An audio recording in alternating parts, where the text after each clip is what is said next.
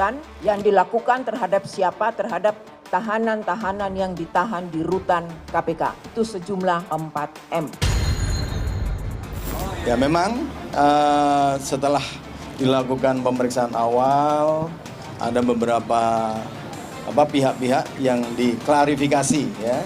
Yang diklarifikasi, kami memang sudah menemukan adanya peristiwa pidana. Temuan praktik lancung pungutan liar yang terjadi di rumah tahanan KPK dengan jumlah miliaran rupiah semakin memperlihatkan betapa rendahnya integritas lembaga anti rasuah tersebut. Segenap pimpinan dan insan Komisi Pemberantasan Korupsi (KPK) menyesalkan dugaan peristiwa dimaksud.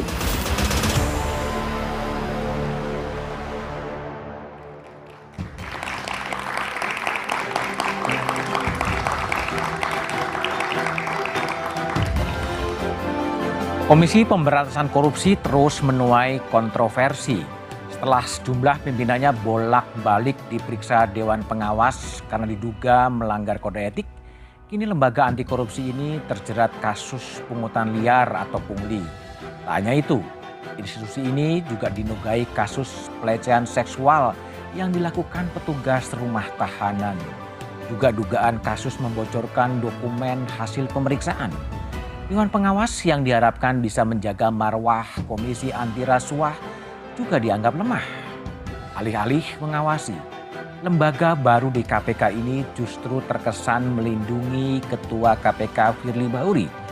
Kerap dilaporkan karena dugaan beragam pelanggaran, Firly selalu lolos dari hukuman. Kepercayaan publik terhadap institusi ini terus terdegradasi. KPK tak lagi menjadi institusi pemberantas korupsi yang dihormati. Reputasi lembaga ini terus merosot dan disorot. Mengapa komisi yang merupakan buah dari reformasi ini tak lagi bertaji dan disegani? Inilah Satu Meja The Forum. Citra KPK terpuruk. Mengapa? Karena pungli itu adalah tindak pidana. Mobilisasi pemerasan mungkin ya. Dewan Pengawas KPK mengungkap adanya pungutan liar alias pungli di rutan KPK. Hasil penyelidikan Dewas KPK sementara, pungli yang terjadi sejak Desember 2021 hingga Maret 2022 mencapai 4 miliar rupiah. Sudah diketahui juga kira-kira dalam bentuk apa pungutan-pungutan itu dilakukan, ada berupa setoran tunai, semua itu menggunakan rekening pihak ketiga dan sebagainya. Selain membebas tugaskan puluhan pegawai, KPK menelusuri sejumlah rekening bank yang diduga dipakai menampung duit pungli. Saat ini tim penyelidik KPK juga telah bekerjasama dengan pihak PPATK untuk mendapatkan laporan hasil analisis transaksi perbankan. Lembaga anti rasuah terus didera berbagai masalah, terutama pimpinannya yang terus dikritik dan dilaporkan melanggar etik.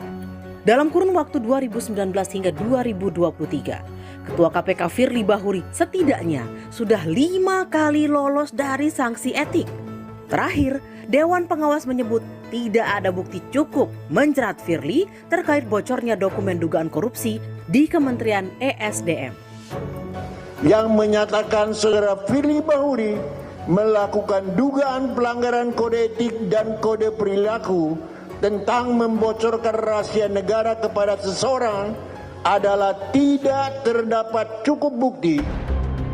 Putusan Dewan Pengawas KPK menuai kritik karena dianggap melindungi pimpinan KPK dan tidak menyelesaikan masalah. Itu aja alasannya udah nggak masuk akal gitu. Salah satu alasannya kan dia bilang tidak ada komunikasi. Namanya komunikasi itu mesti ada sadapan telepon apa? Ironis, setelah Firly Bahuri dan Lili Pintauli, giliran Yohanis Tanak yang baru 8 bulan menggantikan Lili bakal menjalani sidang etik. Sebagai Ketua KPK, Firly Bahuri banyak dikritik karena berulang kali melakukan pelanggaran etik. Marwah lembaga anti rasuah disebut tak lagi perkasa dan mengalami degradasi integritas. Di masa lalu kan Firly Bahuri juga pernah melakukan pelanggaran etik, kemudian komisioner lain dan lain sebagainya, itu tidak pernah diberikan sanksi yang maksimal.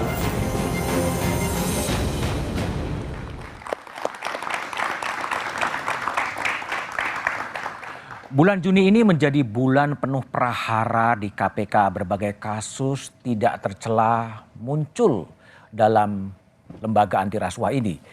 Citra KPK terpuruk mengapa? Itulah tema Satu Meja The Forum malam ini dengan sejumlah narasumber yang telah hadir di studio.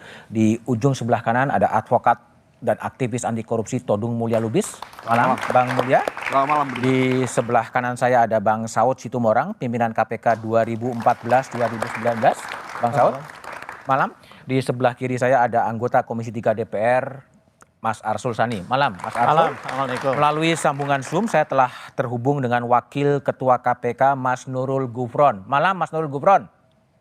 Selamat malam, Mas Budiman dan semua narasumber. Oke, sehat-sehat Mas Nurul ya. Mas Nurul, saya ingin tanya terlebih dahulu Mas Nurul. Itu laporan Dewas KPK yang ada pungli di rutan 4 miliar. Itu sebetulnya apa yang terjadi, Mas Nurul Gufron?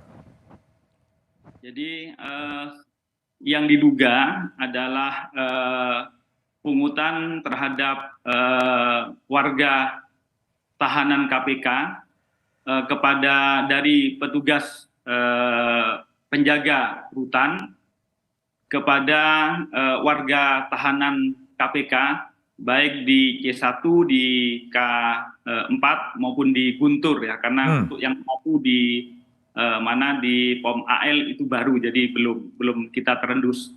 Jadi sifatnya seperti pungutan liar, ada yang bersifat ada yang seperti suap, ada yang sukarela ya seperti gratis, maupun ada yang terkesan seperti pemerasan. Oke, Mas Nurul Gufron, betulkah informasi bahwa sebetulnya Dewas KPK telah melaporkan kepada pimpinan KPK pada bulan Mei, tapi kemudian tidak ditindaklanjuti dan Dewas mengungkapkan sendiri kepada publik?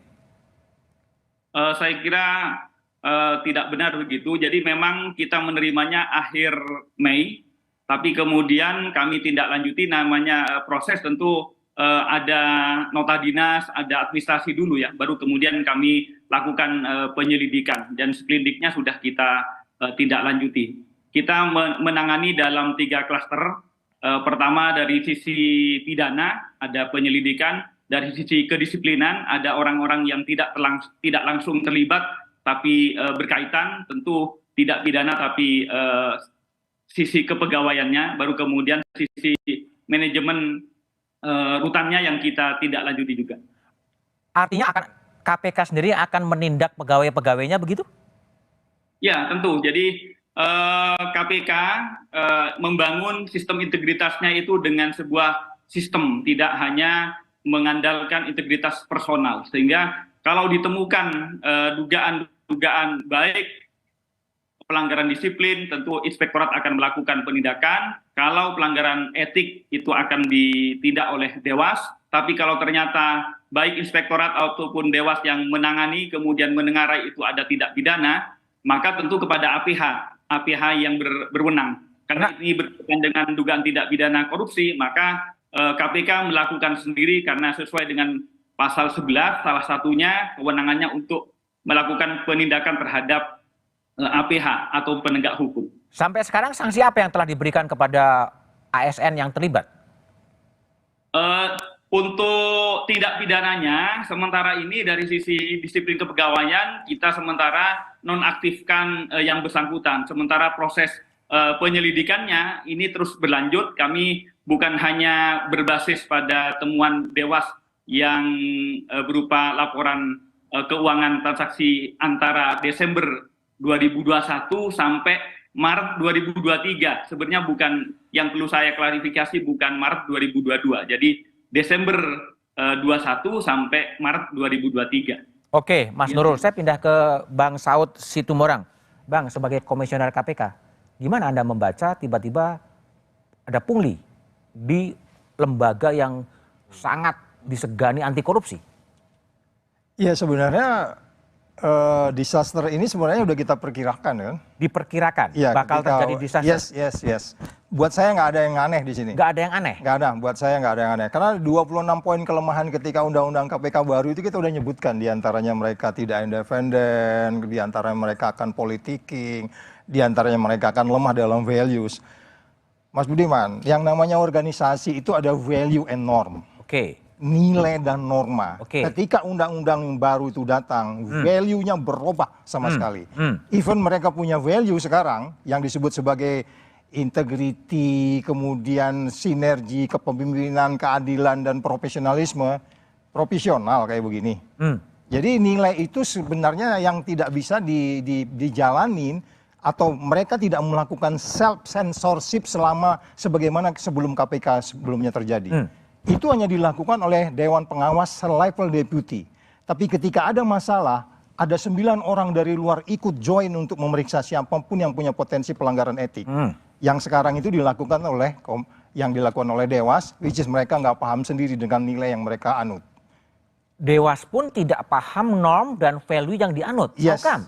Mereka kan ada nilai yang disebutnya tadi saya bilang, yang disebutnya ISKPK, integriti, sinergi, kepemimpinan, profesionalisme dan keadilan. Ada orang dipecat begitu aja, itu adil tuh. Undang-undang baru KPK itu pun bahkan azasnya ada menyebut di bagian akhir yang disebut penghormatan terhadap HAM. Anda mengeluarkan orang begitu saja, ada 2 orang dikeluarkan begitu saja, itu sejalan dengan HAM nggak? Dan Dewasnya nggak bisa bikin apa-apa. Entah bagaimana Anda bisa menjabarkan yang disebut sebagai values and norm itu. Bang Nurul Gufron, coba ini norm dan value-nya udah nggak ada sebetulnya menurut Bang Saud. Gimana Anda merespon itu? Ya, ini yang perlu diklarifikasi termasuk Mas Budiman tadi, seakan-akan tiba-tiba begitu, tiba-tiba seakan-akan semuanya hancur dan berakhir di periode kami. Yang perlu saya klarifikasi. Jadi sesungguhnya dugaan-dugaan seperti itu di pengawas internal sejak 2018 akhir itu sudah menemukan indikasi-indikasi seperti itu. Jadi ada kejadian 2018 kita temukan ada beberapa handphone di rooftopnya Rutan. Kemudian setelah diperiksa oleh ini PI ya di luar masa kami. Oleh PI kemudian ditemukan ternyata itu bukan milik Rutan warga Rutan pada saat itu, ternyata sudah dipindah ke Surabaya. Oleh PI itu ditelusuri sampai ke Surabaya. Di Surabaya ternyata menyampaikan bahwa benar itu miliknya dan kemudian dia menyampaikan bahwa untuk memasukkan handphone ataupun mendapatkan makanan tambahan di luar makanan-makanan yang ada yang disediakan KPK, mereka membutuhkan biaya tertentu. Itu sebenarnya sudah ditengarai sejak 2018 itu namanya Saud gitu. Jadi mari kita bicara perspektif secara ke depan, kita tidak saling kemudian menyalahkan. Ini bukan soal tiba-tiba ini. Ini yang kemudian oleh KPK berdasarkan keberadaan Dewas, ini semua kemudian bisa terungkap. Bukan tiba-tiba. Ini yang tadi kita masyarakat agak perlu berimbang ya. Berarti udah lama gitu ya, Bang Nurul Gufron ya? Faktanya 2018. Memang pada saat itu tidak terungkap karena memang belum selesai karena tahanannya pada saat itu tidak mengungkapkan dan sampai saat itu yang diungkapkan Dewas itu bukan dari pengakuan dari tahanan. Baik. Berarti kalau 2018 di era Bang Saud, dari dulu udah begitu sebenarnya kelakuan KPK. Oh iya, memang iya. Tapi mereka disanksi. Disanksi. Mereka membawa tidak boleh bawa pemanas, dia bawa, tidak boleh umpamanya bawa HP, kemudian tapi itu semuanya terdeteksi. Termasuk umpamanya ketika kemudian ada orang keluar ke rumah sakit tapi kemudian di sana jalan-jalan berapa jam baru balik, itu cuma terdeteksi. Terdeteksi dan terukur dan kemudian penindakannya itu jelas. Clear gitu. Dan kemudian bahasa yang lebih sederhana, tidak satu sudut pun di ruang tahanan itu yang tidak terpantau kecuali kamar mandi. Sehingga kemudian agak gampang untuk memperhatikan apa yang terjadi di dalam itu dalam setiap gerakan-gerakan. Sebenarnya simple kok. Simple ya. Banyak sekali skandal terjadi di KPK. Apa sebenarnya sedang terjadi di KPK? Apakah sebuah krisis kepemimpinan? Satu meja kembali setelah jeda berikut ini.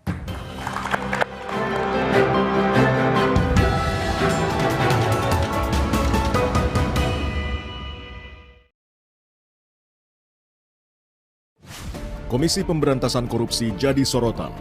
Pungli di rutan KPK hingga bocornya dokumen dugaan korupsi di Kementerian ESDM mencoreng lembaga anti rasuah ini. Benarkah KPK krisis kepemimpinan? Akankah persoalan yang membelit mendegradasi marwah KPK? Simak pembahasannya dalam Satu Meja The Forum. Rabu 28 Juni pukul 8:30 malam. Live di Kompas TV.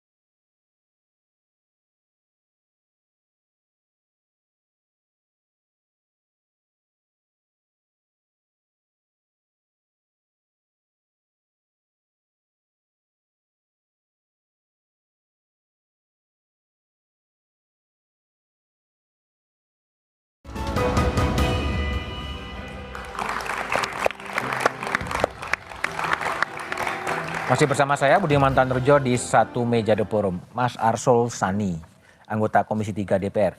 Ini 4 miliar di rutan receh atau sesuatu yang besar sih sebetulnya? Saya kira kita mengukur ya satu ketidakteraturan atau penyimpangan itu tidak bisa dari nilai. Oke. Apakah 4 miliar mau 10, tetapi tentu kita harus mengukurnya dari dampak buruknya. Dampak buruknya. Ya, secara kelembagaan dan juga moralitas, etos kerja dari para pejabat yang ada di sana. Jadi itu yang harus kita lihat, bukan soal nilainya. Ini ada pembiaran nggak sih, Mas? Saya ingin melihatnya seperti ini ya, bahwa kejadian seperti ini sekali lagi menunjukkan bahwa ada yang miss dalam pengawasan internal. Ada yang miss. Itu harus diakui ya. Dan karena kalau tanpa pengakuan Mas Budiman, yang ada itu adalah denial, misalnya bahwa kami terus sudah melakukan pengawasan, maka akan sulit untuk melakukan perbaikan ya. Nah, tetapi saya juga sepakat seperti yang disampaikan oleh Mas Hufron juga dan juga Bang Saud, bahwa ini bukan masalah tiba-tiba. Bukan masalah tiba-tiba. Iya, dugaan seperti itu juga ada. Ya, jadi kalau kemudian seolah-olah itu terjadi di masa kepemimpinan KPK sekarang, menurut saya tidak fair juga. Tidak fair juga. Ya. Tapi barangkali yang membedakan seperti yang dikatakan oleh Bang Saud itu tadi, dulu itu deteksi awalnya lebih cepat, ya, fokusnya kemudian pembenahan, ya, melakukan penindakan internal. Nah, dalam konteks yang sekarang ini yang saya kira ya teman-teman pimpinan KPK harus menjelaskan apa pengawasan yang selama ini dilakukan. Itu yang menurut saya itu belum kelihatan. Atau ya, bisa-bisa mengalir ke keterangan atas mereka. lagi gitu, enggak? Wah, saya tentu Nggak tahu tidak ya, boleh mendahului. suudzon. Tetapi ya ini mesti harus diselidiki. Dan kalau menurut saya, kalau untuk menunjukkan bahwa ini ada keinginan untuk memperbaiki, kalau perlu itu penyelidikannya itu ya dimintakan kepada penegak hukum Polisi. yang lain. Oke, ya, bukan misalnya sendiri ya. Barreskrim Polri dan segala macam. Itu akan lebih baik untuk menunjukkan kepada masyarakat kredibilitas proses hukum yang dijalankan dalam kasus ini. Oke, Bang Mulya, kalau lihat 4 miliar dalam 3 bulan ini gimana kalau Bang Mulya? Ini semacam, kalau Pak Mahfud kan mengatakan ini industri hukum ya. Semuanya diindustrialisasi lah, mau jenguk tahanan ya bayar dan lain sebagainya. Atau gimana Bang Mulya lihat? Ya saya setuju dengan Bung Asrul tadi. Ya, kita melihat dampaknya. Tapi persoalannya adalah ya, ini kan bukan soal yang tiba-tiba. Bukan tiba-tiba. Bukan tiba-tiba. Jadi saya sebagai pengamat KPK dan terlibat dalam banyak pansel KPK, saya baru sekali ini mendengar dan melihat betapa demoralisasi dalam tubuh KPK. Demoralisasi. Demoralisasi dan degradasi KPK itu terjadi dalam ya bentuk yang sangat dahsyat. Gitu. Sebelumnya saya tidak melihat KPK terdegradasi seperti ini. Nah saya pribadi dulu pernah jadi ketua Transparency International dan kita melihat KPK sebagai showcase, gitu, sebagai model. Dia adalah pulau integritas. Di mana tidak boleh ada korupsi, tidak boleh ada pelanggaran etika. Tapi sekarang ini kita banyak sekali mendengar kasus pelanggaran etika dan kasus korupsi dalam tubuh KPK. Nah ini menunjukkan bahwa KPK tidak bisa sebagai pulau integritas. Waktu saya menjadi pansel KPK, Bung Budiman, saya katakan persyaratan untuk menjadi pimpinan KPK adalah nomor 1 integritas, nomor 2 integritas, nomor 3 integritas. Dan ini turunannya mesti ke bawah. Oke. Semua staf, semua pegawai KPK mesti punya integritas. Bang, ini kan memang mungkin sudah tidak tiba-tiba, tapi kok agak beruntun ya. Mulai dari kasus tadi Bang Mulya menyebutkan juga soal integritas dan sekarang juga ada kasus yang soal bocornya dokumen penyelidikan. Yang meskipun oleh Dewas dikatakan tidak cukup bukti. Ini gimana menjelaskan kepada publik kok prahara ini atau disaster ini agak berturut-turut sebetulnya? Ya kalau saya melihatnya dalam konteks picture yang lebih besar. The big picture-nya seperti apa? Big picture-nya KPK sekarang ini adalah picture yang beda sama sekali dengan KPK yang kita idealkan, kita bayangkan. Ketika revisi Undang-Undang KPK itu dilakukan. Nah disinilah pelemahan KPK itu menimbulkan juga demoralisasi dan degradasi pada tubuh KPK. Nah tadi sebelum kita datang ke sini, Bung Saud mengatakan bahwa loh KPK ini sejauh mana dia independen atau tidak. Kita bicara norm and values. Ya, nah ini pegawai KPK ini kan bagian dari civil servant, ASN. ASN. Ya, nah apakah rekrutmennya cukup ya profesional, ya cukup telaten atau tidak sehingga outputnya bisa menghasilkan orang-orang yang betul-betul punya integritas, punya profesionalitas atau tidak. Nah ini yang saya selalu ragukan dalam konteks sekarang ini, apalagi kita melihat dulu Bung Budiman, pada zaman pimpinan KPK sekarang ada tes wawasan kebangsaan yang dipaksakan gitu. Ya banyak orang-orang KPK yang menurut saya cukup bagus, punya kredibilitas, itu tertendang keluar dari KPK. Ya, nah ini fenomena apa? Fenomena apa? Nah ini fenomena yang menunjukkan bahwa di sana tuh tidak dibangun satu budaya profesionalitas ya, integritas. Itu ada budaya like and dislike ya. Ya mungkin juga ketidaksukaan dalam persepsi, dalam politik, dalam sebagainya itu. Nah ini punya pengaruh, suka atau tidak suka. Oke, Mas Gufron, jadi ada penilaian bahwa terjadi demoralisasi dan terdegradasinya KPK. Gimana penjelasan Anda soal sangkaan itu? Indikator-indikator yang disampaikan Bang Mulya tadi secara normatif mungkin benar, tetapi sesungguhnya misalnya ya bicara ASN, karena di Undang-Undang 19 2019 itu pegawai KPK sudah di ASN-kan.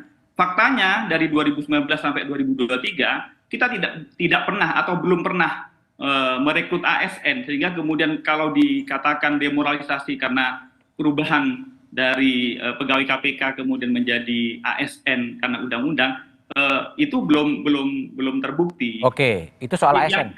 Yang penting begini menurut saya, sekali lagi, yang dulu itu sebenarnya bukan tidak terjadi, tetapi tidak terungkap. Itu yang saat ini sejak ada Dewas itu diungkap. Sebelum-sebelumnya bukan kami menyalahkan periodenya sebelum kami, tetapi pada saat itu belum terungkap sehingga kemudian pembinaannya, sanksinya hanya dimutasi, hanya kemudian diganti begitu. Tidak pernah kemudian terungkap sebagai delik tindak pidana korupsi. Oke, baik. Mas Gufron, kalau kembali kepada kasusnya Pak Firly, ya soal bocornya dokumen yang dinyatakan kemudian tidak cukup bukti, itu sebetulnya yang terjadi apa kalau versi KPK? KPK kan semuanya by rule ya, semuanya prosesnya menggunakan prosedural. Kami tanyakan semuanya kepada Dewas, bahwa Dewas kemudian mengatakan dan memutuskan belum cukup bukti, maka apapun kita juga tunduk kepada putusan Dewas. Bahwa kemudian ada keputusan tidak puasan, apapun ini adalah rule kita saat ini. Oke, tapi gimana penjelasan ketika Kapolda Metro Jaya mengatakan ini masuk ke penyidikan? Ya silahkan, namanya etik. Etik kan ranahnya sama, beda dengan hukum. Etik itu kemudian tidak bisa maksa dan lain-lain, tapi ranah hukum nanti bisa memaksa, silahkan. Nanti kita hormati juga proses hukum, tapi apapun bahwa dalam pengawasan Dewas diputuskan bahwa itu belum cukup bukti. Nah itu kita juga harus hormati. Oke, meskipun Pak Karyoto mengatakan ini bukti unsur tindak pidana sudah patut diduga sudah terjadi. Ya silakan, itu kan ranah masih Polres penyelidikan dan penyidikan kan, bukan BHT. Jadi bukan hukum yang bukan hukum tetap. Kita sama-sama menghormati HAM bahwa di dalam proses hukum selama belum diputus oleh hakim kita tidak bisa mengatakan bersalah. Yang benar adalah yang penyelidikan. Kan kita sama-sama menghormati hukum ini. Oke, baik, Bang Saud. Jadi kalau Bang Saud lihat dokumen bocor, ya, conversation antar pegawai bocor. Jadi gimana penjelasan Bang Saud sebagai mantan komisioner KPK? Itu yang saya bilang tadi di bagian depan, bahwa ketika kemudian nilai-nilai itu sudah berubah, baik itu dalam pengertian bagaimana menciptakan kinerja yang secure, kinerja yang beregalitarian, kinerja yang berintegriti, itu tidak bisa dijalankan. Itu kan sepotongan-potongannya sudah terlihat. Coba lihat deh, mulai dilantik tahun 2015 Desember sampai hari ini, itu lebih 20 masalah muncul. Katakanlah itu tidak bisa kita katakan itu pidananya, tetapi kasus yang lain kan sudah pasti. Ibu Lili dan seterusnya itu kan sudah pasti. Tapi bagaimana mereka menyelesaikan kasus itu? Kan itu terlalu sederhana untuk melihat pelanggaran pidana hanya diselesaikan dengan cara-cara yang biasa. Jadi maksud saya adalah, kalau saya katakan di bagian depan bahwa organisasi ini sudah masuk kepada sebuah proses yang organisasi yang biasa-biasa, pada bagian lain kerjaannya adalah ekstra. Kita butuh extra person, perlu extraordinary ketat, extraordinary segala macam, itu sudah tidak ada di organisasi ini lagi. Sudah tidak ada? Sudah tidak ada. Dan cara berpikirnya sudah sangat seperti organisasi biasa saja. Bukan organisasi ideal yang dimaksudkan pemberantasan korupsi yang mainstream internasionalnya seperti apa gitu. Oke, jadi Mas Arsul, ini kan banyak sekarang penilaian ya, bahwa cikal bakal terjadinya prahara atau disaster di KPK itu karena revisi undang-undang KPK yang diprotes oleh publik tapi digolkan oleh DPR, Komisi 3 dan Presiden Jokowi. Tapi jawabannya nanti aja setelah jeda berikut ini.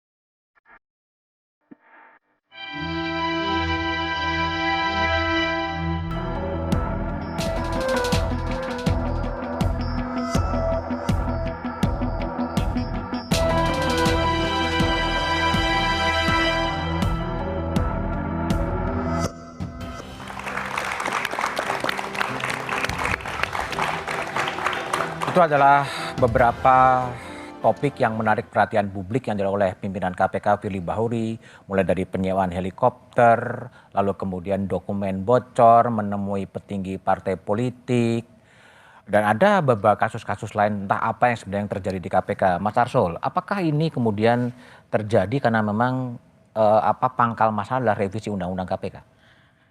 Mas Budiman, waktu saya belajar hukum sama Bang Mulya, itu saya ingat ada gium, ya.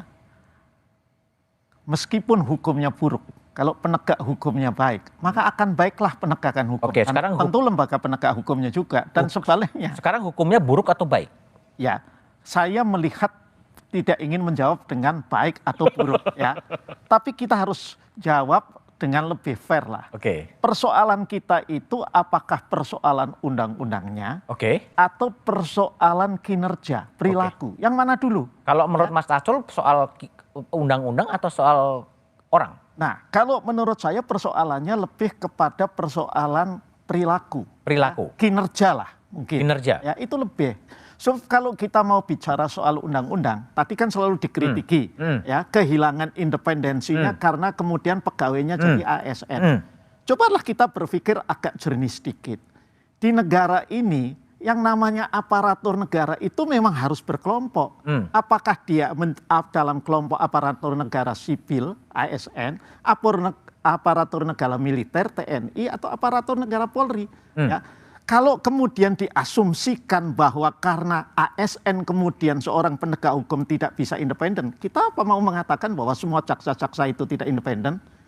Apakah kita mau mengatakan bahwa semua penyidik di Bareskrim di bawah kepolisian Republik Indonesia itu tidak independen? Kan tidak juga. Artinya kalau Mas Arsul lihat ini problem pada kinerja, pada personalia? Pada personal, ya, lebih pada itu, gitu ya. Nah, untuk itu menurut saya memang kemudian yang harus diperbaiki adalah harus kinerja. Tidak bisa kemudian merespon publiknya, ya, dengan katakanlah tidak mendengarkan secara sungguh-sungguh suara publik, tapi tetap dengan jalan yang diyakini itulah yang paling baik untuk katakanlah mempertahankan KPK. Tidak seperti itu menurut saya. Ya, jadi harus terbuka, harus ada keterbukaan untuk merespon kritik itu dengan sebuah perubahan. Ya. Oke, baik. Saya dikatakan bahwa kalau perlu itu ada ruatan ini di KPK. Ada ruatan di KPK. Oke, Bang Mulya, ini kalau tadi tesisnya Mas Arsul kan undang-undangnya mungkin tidak bermasalah tapi kepada orang. Ini apakah sedang terjadi krisis kepemimpinan di KPK? Ya, saya setuju ada krisis kepemimpinan. Saya nggak membantah itu. Ya. Tapi saya tidak setuju dengan analogi yang dibuat oleh Bung Arsul. Kalau membandingkan dengan kepolisian dan kejaksaan, mereka kan beda dengan KPK. KPK didirikan karena korupsi yang begitu sistemik, endemik, dan widespread gitu, dalam bahasa Transparency International. Dan ini lembaga yang super, lembaga yang spesial, extraordinary. Dan oleh sebab itu dituntut lebih. Dan kalau ya dia disamakan dengan polisi dan kejaksaan, menurut saya ya tidak ada bedanya. Ekspektasi kita kepada KPK begitu tinggi dan kita memberikan segala-galanya, ya, semua power, semua hak ya, kepada KPK untuk bisa berbuat lebih dari apa yang dibuat oleh kepolisian dan kejaksaan. Oleh sebab itu, saya melihat KPK ini ya memang dihadapkan pada dua hal. Satu, undang-undang yang melemahkan KPK. Undang-undang yang melemahkan KPK? Di mana banyak sekali kelemahan hak-hak KPK, kewenangan KPK yang dipreteli ya oleh undang-undang. Tapi kedua juga ya kepemimpinan ya yang memang tidak seperti yang kita harapkan. Kalau kita bandingkan dengan KPK pada periode sebelumnya. Bang, saya tanya lagi. Kalau undang-undangnya juga lemah, ada permasalahan kepemimpinan, gimana logika dari Mahkamah Konstitusi justru memperpanjang masa jabatan pimpinan KPK setahun? Dalam politik tuh ada adagium begini, Bung Budiman. Power tends to corrupt. Jadi kalau saya melihat orang yang ingin diperpanjang masa jabatannya, ingin memperpanjang kekuasaannya juga. Saya tidak mengatakan mereka korupsi, tapi potensi, probability untuk korupsi itu semakin panjang. Nah, saya tidak tahu ya, apakah itu etis atau tidak untuk minta perpanjangan masa jabatan. Kalau perpanjangan masa jabatan itu diserahkan kepada DPR, undang-undang yang dibuat oleh DPR, silakan. Tapi bukan diminta ya oleh seorang pimpinan KPK. Menurut saya itu agak ironis. Kalau itu yang terjadi. Baik, Bang Saud. Kalau tadi Bang Aso mengatakan undang-undangnya oke lah, kalau undang-undangnya buruk tapi orangnya baik ya pasti hasilnya baik. Tapi kalau menurut Bang Saud ini sebenarnya permasalahannya di undang-undangnya, di perilakunya atau di mana ya sih? Kan sudah proven, Undang-Undang 2002 itu coba kita lihat aja ya. Nanti kalau ada waktu coba lihat daftar isian masalah tahun 2002 itu masih ada di perpustakaan tuh. Itu di sana sangat detail. Terlebih waktu itu masih ada fraksi TNI Polri ya. Fraksi TNI Polri itu paling detail. Kalau ada korupsi di lembaga itu malah dia harus dibuat 2 kali lipat hukumannya. Jadi diskusinya waktu itu begitu intens tentang bagaimana sebenarnya institusi ideal yang harus kita punya, kita miliki gitu. Jadi kalau kita kembali katakan bahwa akhirnya dibuat Undang-Undang 2019 tahun 2019, yang saya katakan sudah proven di undang-undang lama itu jelas kok indeks persepsi korupsinya mulai dari 2002 itu naik terus sampai angkanya ke 40. Ketika undang-undang 2019 itu turun anjlok ke 34. Terus orang bilang Pak Saud itu nggak ada kaitan dengan undang-undang. Kenapa nggak ada? Udah jelas kok yang dinilai itu kan 9 lembaga yang menilai itu. Mereka sangat detail. Bagaimana KPK bisa menginspirasi, bagaimana penegakan hukum dan seterusnya. Dan indeks itu datang bukan dari institusi yang apa namanya biasa-biasa, Transparansi Internasional. Jadi menurut Bang Saud memang masalahnya di undang-undang? Yes. Dan ada juga krisis kepemimpinan di KPK? Itu kombinasi, itu nyusul belakangan. Makanya saya katakan kenapa di periode 4 periode di undang-undang yang lama itu mereka perform. Oke, ada salah, ada beberapa pimpinannya kena, bahkan di sanksi etik dan seterusnya, kemudian proses check and balance-nya jalan, itu sudah terbukti bahwa indeks persepsinya naik, kemudian mereka selalu menjaga integritinya, walaupun ada saja yang lari, tetapi pengawas internal waktu itu sangat dominan dengan melibatkan orang luar. Tadi Pak Todung sudah menjelaskan. Tapi dengan adanya Dewas ini gimana? Dewas kan bukan punya kewenangan untuk memberikan sanksi atau apapun. Gimana Anda lihat Dewas ini? Dewas ini untuk pertama kali kan ditentukan oleh presiden. Terus? Mereka mungkin merasa dirinya saya bertanggung jawab ke presiden. Terus? Nilai yang sangat simple. Ketika kemudian kata sinergi dibuat di situ, value-nya itu sinergi diantaranya. Anda memberhentikan 2 orang dengan cara begitu, pada bagian lain Polri mengirim surat balik bahwa dia diperpanjang, itu sinergi nggak dengan Polri kayak begitu? Begitu juga dengan kepemimpinan, begitu juga dengan yang lain-lain. Jadi nilai yang mereka buat, Dewas itu bahkan tidak mampu mengawasi nilai yang dia create sendiri. Nilainya itu sekarang, Mas Budiman, itu ada yang disebut ISKPK. I-nya integrity, S-nya sinergi, K-nya kepemimpinan, P-nya profesionalisme, baru yang terakhir keadilan. Ini semua dilanggar. Jadi mereka nggak paham dengan nilai yang mereka create sendiri. Nggak paham dengan nilai, tapi bagaimana menjelaskan? Mas Gufron, ini gimana nih penilaian senior Anda di KPK bahwa nggak paham dengan nilai dan ada semacam krisis kepemimpinan di KPK. Gimana Mas Gufron merespon itu? Mas Gufron, suaranya. Ya mohon maaf karena viewsnya ada takbir, saya tutup tadi. Jadi begini, pandangan-pandangan dari Pak Arsul, Mas Bang Mulya maupun Bang Saud bagi saya adalah masukan tanah dari para beliau, jadi berhak saja menyampaikan pendapatnya ya. Tapi dalam pandangan saya begini, saya berpandangan bahwa dulu KPK itu seandainya disorot dengan kamera itu asanya masih asa ya 2 mega. Tetapi ketika ada Dewas, kekuatan asanya itu kemudian saat ini sudah 8, mungkin sampai 12 dan 32 megapiksel, sehingga apa yang dulu tidak terungkap saat ini menjadi terungkap semua. Yang positif begitu.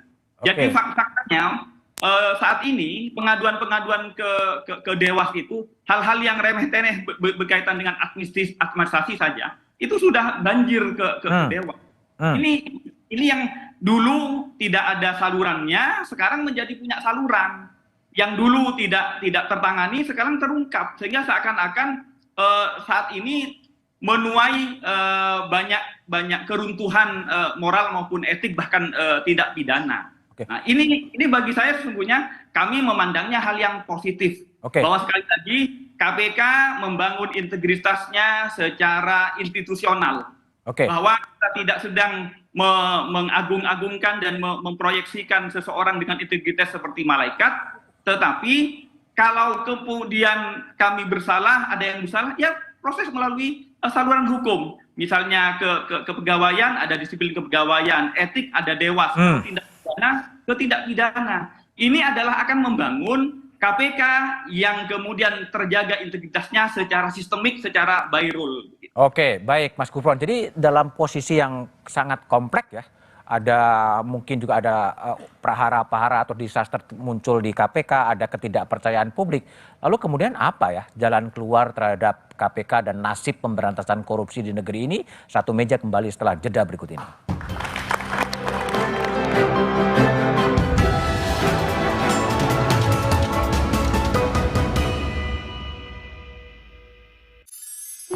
Bosen nih.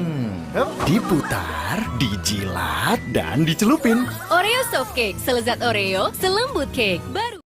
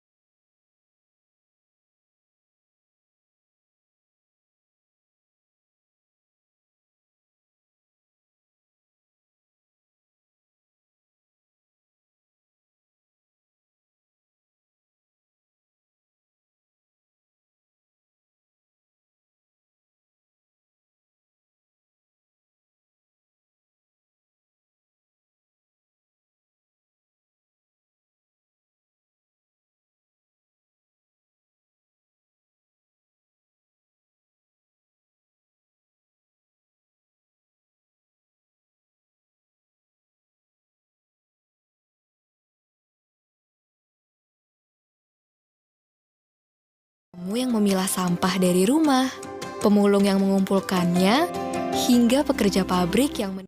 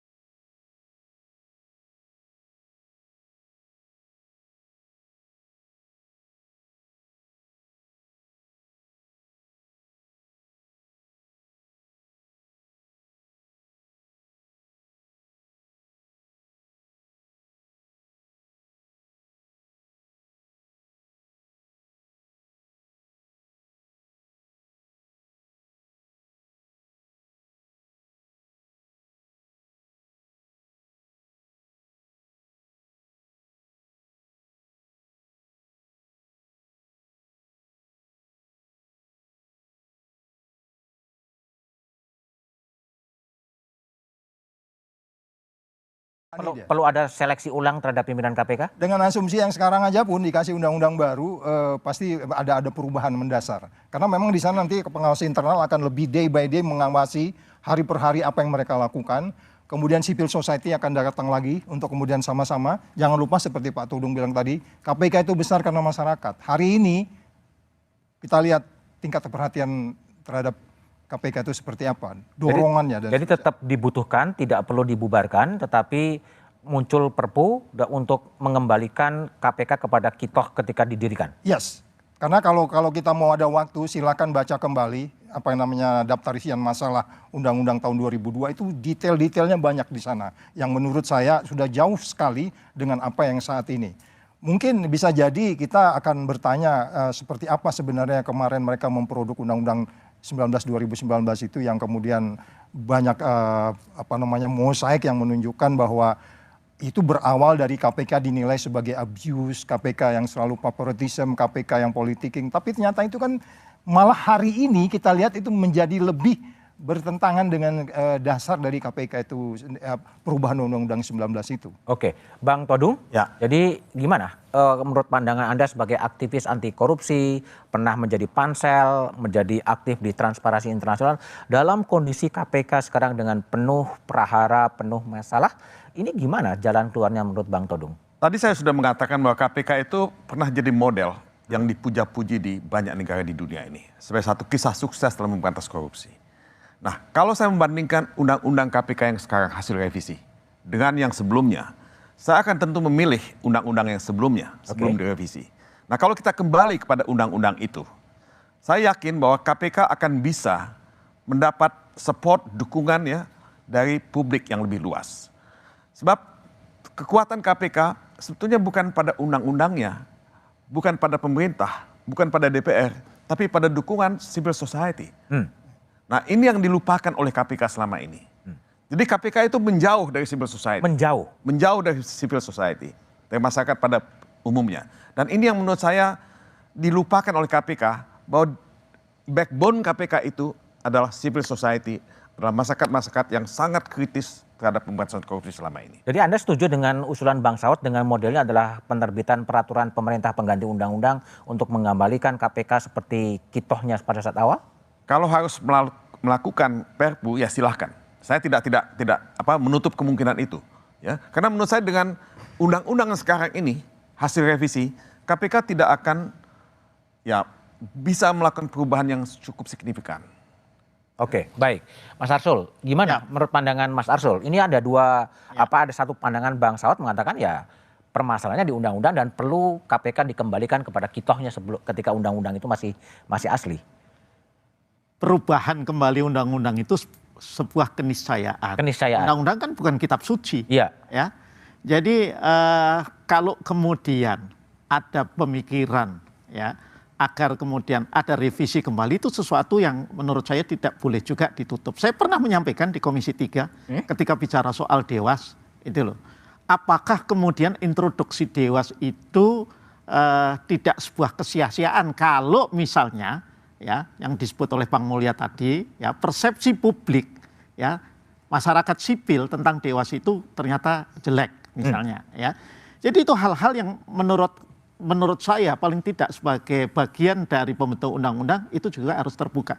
Tetapi hemat saya Mas Budiman ya yang perlu dilakukan bahkan mungkin sebelum ke sana itu tadi saya katakan ruatan. Kalau dalam bahasa manajemen itu adalah change management. Manajemen perubahan. Apa yang berubah? Yang harus berubah pertama perilaku saya ingin kasih contoh ya. Yang dilakukan oleh meskipun itu dalam proses ya dan tentu kita masih akan tunggu hasilnya. Oleh Kapolri itu adalah satu bentuk change management dari seorang pimpinan kelembagaan. Yang mana nih? Loh, Kapolri misalnya kemudian mengintroduksi Polri yang presisi itu konsep. Ya.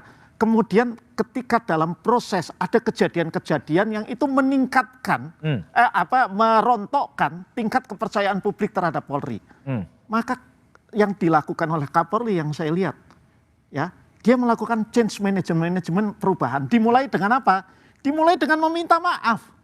Kapolri terbuka di ruang Komisi 3 mengatakan bahwa sebagai pimpinan Polri beliau meminta maaf.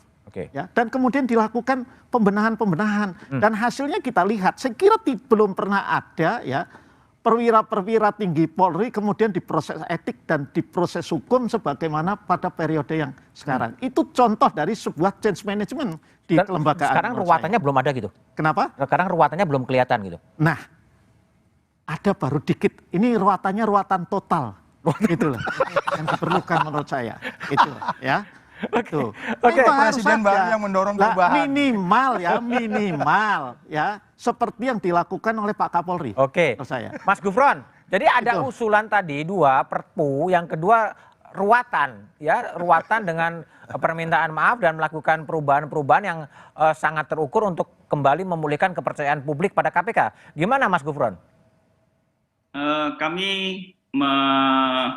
mendengarkan dan juga mengapresiasi atas beberapa pandangan-pandangan tersebut ya. Sekali lagi berkaitan dengan usulan perubahan undang-undang atau kembali ataupun Perpu, sekali lagi itu karena bukan wilayah kami, itu wilayahnya pembentuk undang-undang Pak Rasul bersama Presiden, maka wilayahnya beliau yang perlu menanggapi. Dari perspektif kami, sekali lagi kami memandang bahwa integritas ataupun harkat martabat sebuah lembaga itu tergantung pada person itu iya.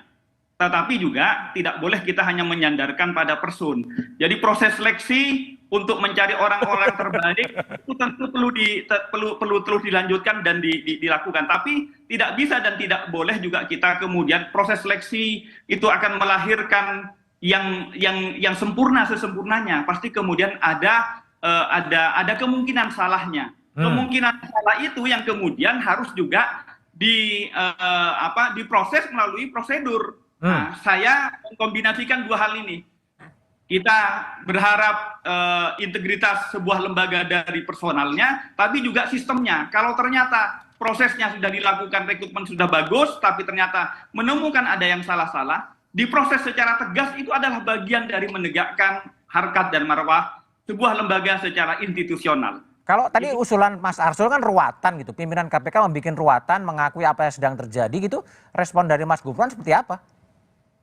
Ruwatan itu kan sebenarnya bahasanya bahasa taubat ya, bahasa istighfar. Itu yang bersifat personal. Tentu setiap kita perlu kemudian mengevaluasi, jangankan setahun atau 2 tahun, tiap malam saja mau tidur tentu kita mengevaluasi diri apa yang kita lakukan sehari-hari. Jadi ruwatan pribadi-pribadi gitu maksudnya? Karena ruwat itu bukan urusan institusional, ruwat itu kan relasi kita berintrospeksi kepada Tuhan Yang Maha Esa. Saya kira itu bisa dikembangkan secara personal, bukan institusional. Oke, Mas Gufron, satu pertanyaan lagi. Betulkah sedang terjadi pecah kongsi di antara pimpinan KPK dan mantan pimpinan KPK?